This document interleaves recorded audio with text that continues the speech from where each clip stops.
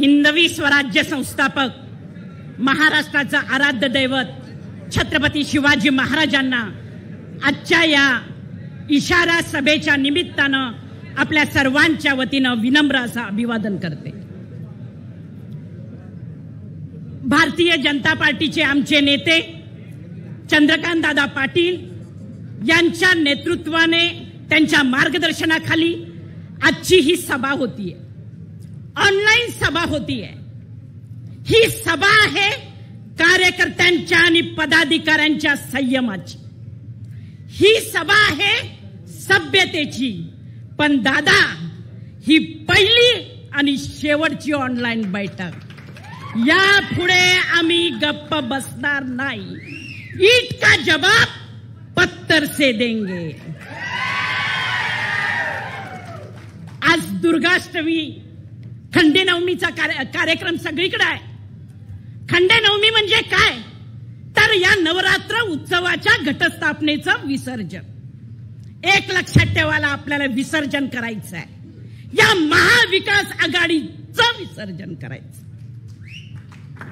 या विकृतीचं विसर्जन करायचं आहे, या अहंकाराचं विसर्जन करायचं आहे।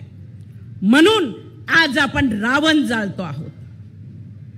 आज सर्वप्रथम पडळकर साहेबांचा वाढदिवस, त्यांना लाख लाख लाख शुभेच्छा देतो।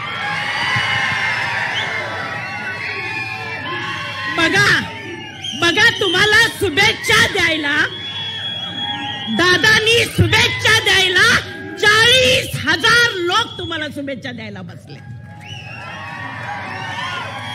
आणि काळजी करू नका, तुमच्या केसालाही धक्का लागणार नाही। ए भारत की नारी है, फूल नहीं चिंगारी है। ए भारत की नारी है, फूल नहीं चिंगारी है। आज दुर्गाष्टमी आहे।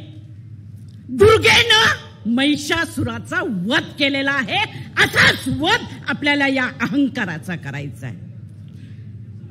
भारतीय जनता पार्टी म्हणजे काय? भारतीय जनता पार्टी म्हणजे महाराष्ट्राचा विकास। भारतीय जनता पार्टी म्हणजे जनसामान्यांचा सन्मान।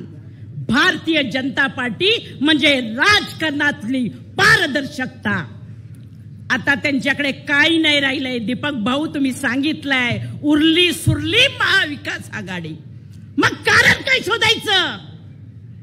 ताकद दाखवायची आहे। मग कारण शोधलं, पडळकर साहेब आले रस्त्यावर सगळे। संग्राम भाऊ, तुम्ही म्हणाला संस्कृतीचा बचाव रॅली।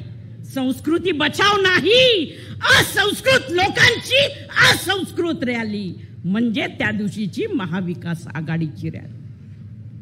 मला या ठिकाणी सांगायचंय, कुणावर आरोप करता? देशाचे कणकर पंतप्रधान नरेंद्र मोदी यांच्या मातोश्रीवर, म्हणजे त्यांच्या मातोश्रीपर्यंत तुम्ही पोहोचताय। एआयच्या द्वारे व्हिडिओ बनवताय, राजकारणासाठी तुम्ही त्यांचा वापर करताय। आणि आम्ही असंस्कृत? कोण असंस्कृत? आताच बोलत होते आपले कदम भाऊंनी सांगितलं, मुख्यमंत्र्यांच्या पत्नी अमृताताई या समाजसेविका आहेत, समाज कार्य करतात।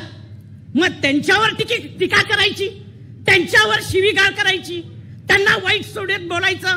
आम्ही राजकारणात आहोत, आमच्या भगिनी राजकारणात आहोत, महिलांनी राजकारणात यायचं की नाही हे सांगायचं। आताच बघत होते त्या ठाकूरबाईंचं ऐकलं, कानाला खडा लावला।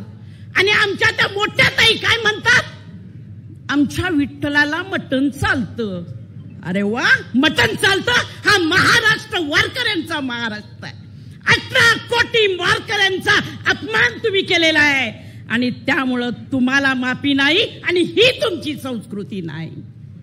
अनेक क्लिपा बघत होते। मग मला या ठिकाणी सांगायचं आहे, कोण असंस्कृत आणि कोण संस्कृत?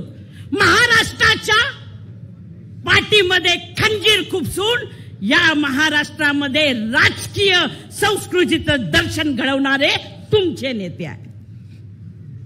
कितीतरी उदाहरण देऊ शकतो, पण या ठिकाणी मला एवढंच सांगायचं आहे, कुणाच्या आईवर, कुणाच्या बहिणीवर कोणीही जाता कामा नये। राजकारणात आपण सर्व पक्ष एकत्र आहोत.